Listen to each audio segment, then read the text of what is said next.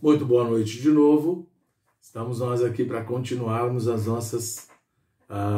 nossos fundamentos da fé cristã, volume 3.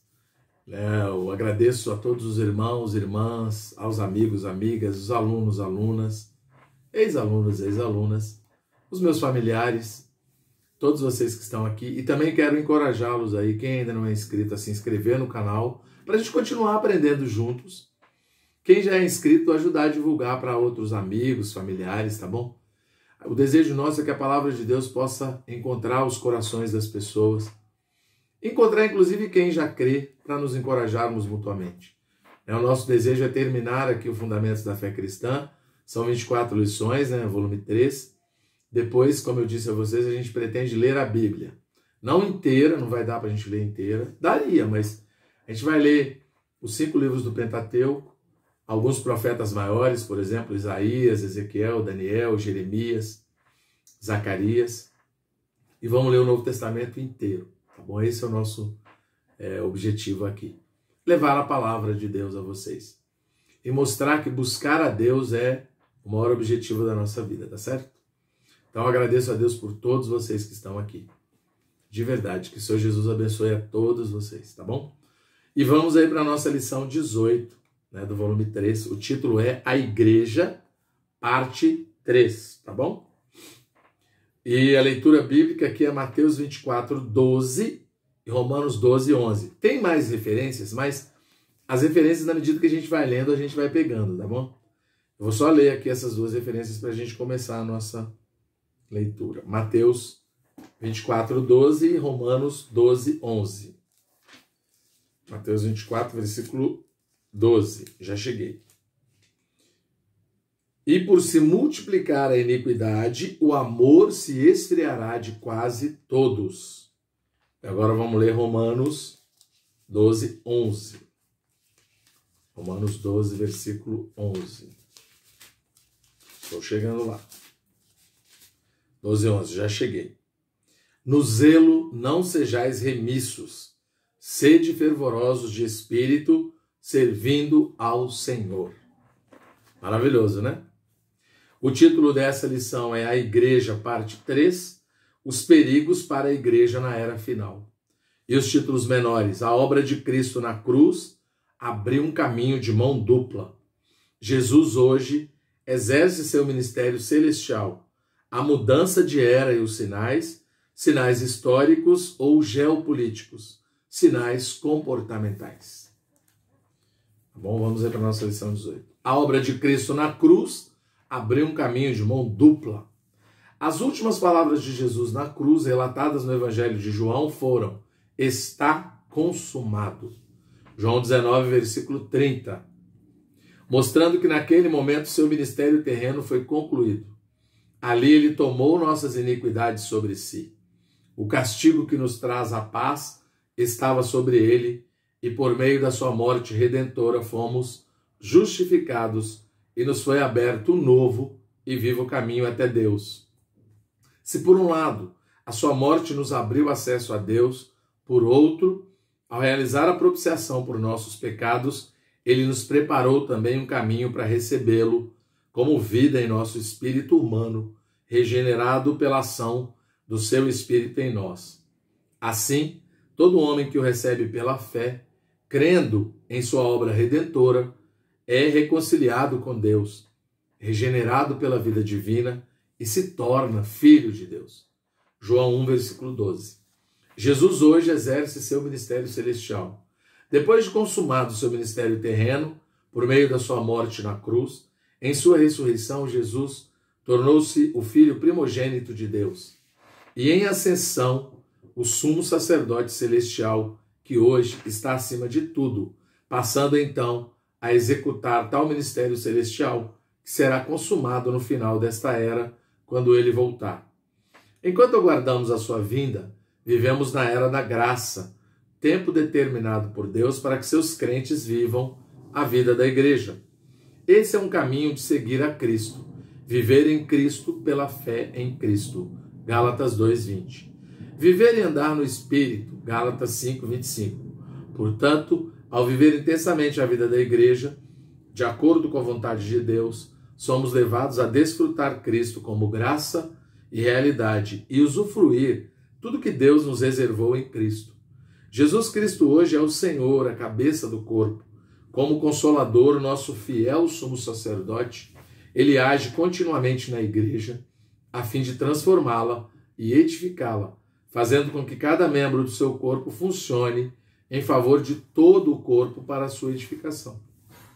Podemos dizer então que a igreja é o resultado de toda a obra do Senhor Jesus em seu ministério terreno e celestial. A mudança de era e os sinais. Passados quase 2000 anos da morte e ressurreição do Senhor, já antevemos os sinais de sua segunda vinda. Cremos que o Senhor voltará e exercerá seu juízo e estabelecerá seu reino de justiça. Assim como na sua primeira vinda, sua encarnação estabeleceu a mudança de era da lei para a era da graça. Sua segunda vinda trará a mudança da era da graça em que vivemos para a era do reino milenar.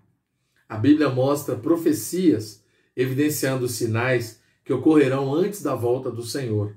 Tais sinais, basicamente, são divididos em sinais históricos, ligados a fatos geopolíticos, e sinais comportamentais, ligados à condição humana.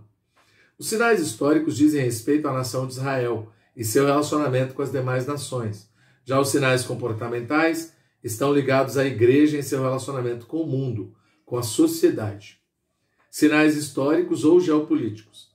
Além dos sinais mais genéricos, como os mencionados por Jesus em Mateus 24, 6 e 7, guerras, rumores de guerras, nação contra nação, reino contra reino, podemos citar 3 grandes sinais históricos indispensáveis para o cumprimento das profecias sobre a volta do Senhor. O primeiro refere-se ao restabelecimento da nação de Israel, ocorrido em 1948. O segundo, a reconquista de Jerusalém na Guerra dos 6 Dias, ocorrida em 1967.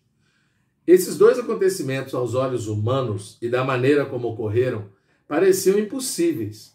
No entanto, para Deus concluir a era atual, é primordial o restabelecimento da nação de Israel, bem como a capital, Jerusalém.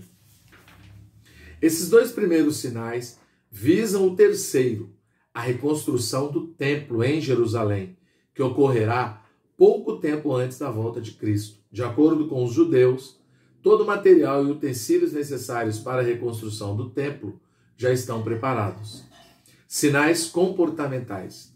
Os sinais comportamentais, conforme mencionado, dizem respeito à condição do mundo e da igreja nos dias que antecedem a volta do Senhor. Em Mateus 24, 12, Jesus disse: por se multiplicar a iniquidade, o amor se esfriará de quase todos. A multiplicação da iniquidade tem ocorrido de forma rápida nos últimos anos. Novas ideologias e práticas contrárias aos princípios da palavra de Deus têm sido amplamente difundidas, principalmente visando desconstruir os valores familiares. Aliás, nossos dias estão sendo marcados não só pela decadência moral, como pela sua legalização. A volta do Senhor ocorrerá em 2 etapas, uma secreta e outra visível, de maneira oculta. Ele virá antes da grande tribulação para arrebatar os santos vencedores, e no final da grande tribulação ele virá visivelmente sobre as nuvens. Nessa ocasião pública, ele julgará o anticristo e o falso profeta, lançando-os no lago de fogo. Portanto, o surgimento do anticristo será outro evento dos últimos dias. O apóstolo Paulo fala em 2 Tessalonicenses 2, de 7 a 12, que o mistério da iniquidade já opera, antes de ser revelado o iníquo, referindo-se ao anticristo. Diz ainda que o aparecimento do iníquo será segundo a eficácia de Satanás, com todo o poder, sinais e prodígios da mentira, e com todo o engano de injustiça aos que perecem, porque não acolheram o amor da verdade para ser salvos. Olhando para o mundo e para a sociedade atual, vemos claramente que o espírito do anticristo já age, multiplicando a iniquidade a cada dia. Sabemos, contudo, que é necessário que isso ocorra antes do fim, para com os incrédulos Satanás usa todas as suas armas no mundo, oferecendo-lhes coisas para satisfazê-los e enganá-los, como poder, fama, dinheiro, prazeres carnais, para mantê-los presos ao pecado. O Deus deste século, que é Satanás, cegou o entendimento dos incrédulos, encobrindo-lhes o evangelho para que não lhes resplandeça a luz do evangelho da glória de Cristo. 2 Coríntios 4, 3 a 4. Desculpa. Nossa, veio aqui uma coceira na garganta, me perdoe. Já para com os crentes, os filhos de Deus, Satanás quer anular a graça de Cristo, a fim de que não cresçam, amadureçam, nem sejam edificados, e como consequência não sejam usados por Deus, tornando-se inativos, infrutíferos, carnais e derrotados. Paulo, em sua segunda carta a Timóteo, descreve como será o comportamento dos homens nos últimos dias. Sabe, porém, isto, nos últimos dias sobrevirão tempos difíceis, pois os homens serão egoístas, avarentos, jactanciosos, arrogantes, blasfemadores, implacáveis, caluniadores, sem domínio de si, cruéis, inimigos do bem, traidores, atrevidos, enfatuados, mais amigos dos prazeres que amigos de Deus, tendo forma de piedade, negando-lhe, entretanto, o poder. 2 Timóteo 3, de 1 a 5. Esses tempos difíceis mostram que o ser humano perderá a sensibilidade, tornando-se extremamente egocêntrico e alheio a Deus. Mas a questão toda é, de que lado estaremos? Dos que exercitam o espírito dia a dia, sendo fervorosos e servindo ao Senhor, 1 Tessalonicenses 5, 19, Romanos 12, 11, ou dos que anulam a graça de Cristo e vivem como os gentios? Em que lado nos posicionaremos? Em Apocalipse 22, 11, falando desses dias difíceis, há uma advertência. Continue o injusto fazendo injustiça. Continue o imundo, ainda sendo imundo. O justo continue na prática da justiça. E o santo continue a santificar-se. Vivemos num tempo em que a iniquidade está aí, faz parte do mundo. Em João 17, 15, o Senhor Jesus orou: não peço que os tires do mundo, sim que os guardes do mal. Hoje temos o Espírito de Cristo em nós, com poder para nos livrar, purificar, fortalecer e estar sempre conosco.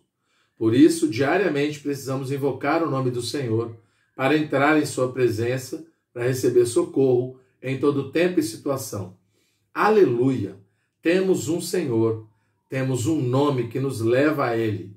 O antídoto para os males causados pela iniquidade são a palavra e o Espírito, que nos dão vida e sempre nos mantém fervorosos. Certamente não poderemos interferir em nenhum sinal histórico. No entanto, podemos continuar na prática da justiça e a nos santificar. Em Apocalipse capítulo 2 e 3, temos as cartas das 7 igrejas. Se atentarmos para elas, veremos comportamentos que precisam ser mudados para se tornar um vencedor. Ali o Senhor Jesus advertiu várias vezes com a palavra: arrepende-te, eu te conheço, conheço as tuas obras, conheço a tua tribulação, tenho, porém, contra ti. O Senhor também aponta várias falhas, como abandonar o primeiro amor, como a igreja em Éfeso, ou ter sentimento de autossuficiência, como a igreja em Laodiceia. Entretanto, ele sempre faz um chamamento ao arrependimento, para que não sofram danos na sua volta. Vemos também que ele profere palavras encorajadoras, como a igreja em Esmirna: ser fiel até a morte, e dar-te-ei a coroa da vida. Ou a igreja em Filadélfia: porque guardaste a palavra da minha perseverança, também eu te guardarei da hora da provação, que há de vir sobre o mundo inteiro, para experimentar os que habitam sobre a terra. O interessante, caro leitor, é notar que para todas as igrejas ele diz: quem tem ouvidos, ouça o que o Espírito diz às igrejas. Precisamos ouvir e atentar. Ele chama a todos, mas a resposta que damos a esse chamamento é o que realmente importa, pois essa parte cabe a nós. Nosso comportamento diante da palavra de Deus Nossa resposta positiva ao seu falar resultará no galardão prometido aos vencedores. Embora vivamos os momentos finais desta era, não queremos fazer parte da maioria que deixará o amor esfriar, que será infectada pelo vírus da iniquidade. Pelo contrário, vamos perseverar até o fim. Vamos usar o nosso espírito, exercitá-lo, buscar a presença de Deus, guardar sua palavra para ser supridos diariamente e, no final, ser aprovados por Deus. Que a graça do Senhor Jesus nos supra dia a dia. Maravilhoso, né? Desculpa aí porque eu tive uma crise de tosse aí, mas está tudo bem. Espero que vocês gostem dessa lição. Eu estou amando essas lições sobre a igreja, né? Então que vocês possam desfrutar dessa palavra e aprender com a palavra de Deus. Louvado seja o Senhor, Deus abençoe a todos.